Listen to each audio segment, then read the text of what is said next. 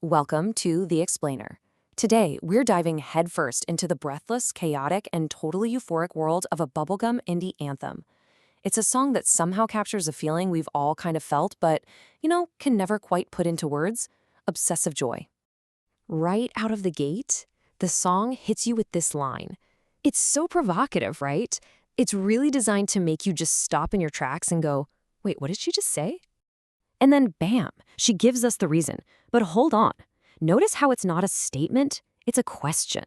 It's like she's searching for a justification, trying to find her purpose in a situation that most of us would probably run away from. So let's really get into this first part.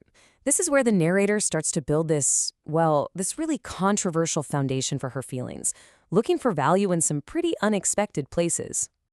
So get this, she's not praising sweet gestures or anything like that. She's actually finding worth in this raw, totally unfiltered honesty, even when it's harsh.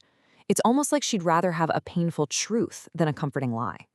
And this is where things get really interesting, because this whole setup leads right into the song's biggest conflict. She is 100% aware that this entire feeling, this situation, is a total double-edged sword. And this is just a brilliant way to show that internal battle, right? It's this constant tug of war in her head. Is the problem me? Am I just too sensitive? Or are you just cruel? And maybe it doesn't even matter. Okay, and this line, this is basically the master key to her whole way of thinking. It's not just that she's indecisive, it's that she's sort of accepted her indecision. And that's what allows her to just exist in this messy, chaotic space without needing to fix it.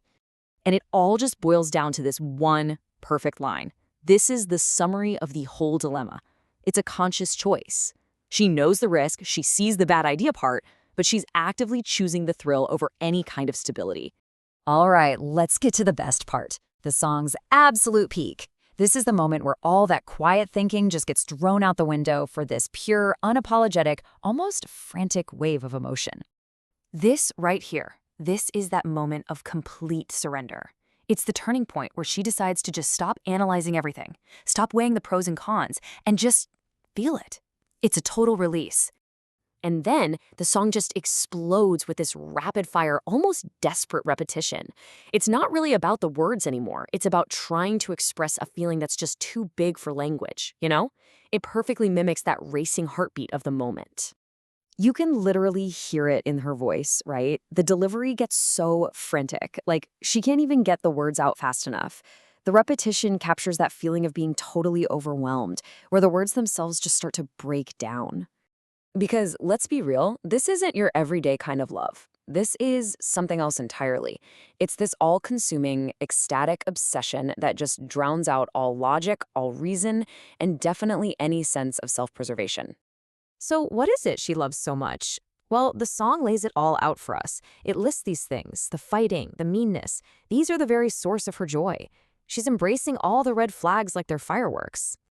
And then you get this little moment, this tiny crack of self-awareness. She knows. She knows this is unconventional, maybe not even healthy, but she makes a conscious choice to just push that thought away and stay in the moment. Okay, so after all that chaos, all that energy, the song just quiets down for a second, and it brings us to this one final game-changing confession.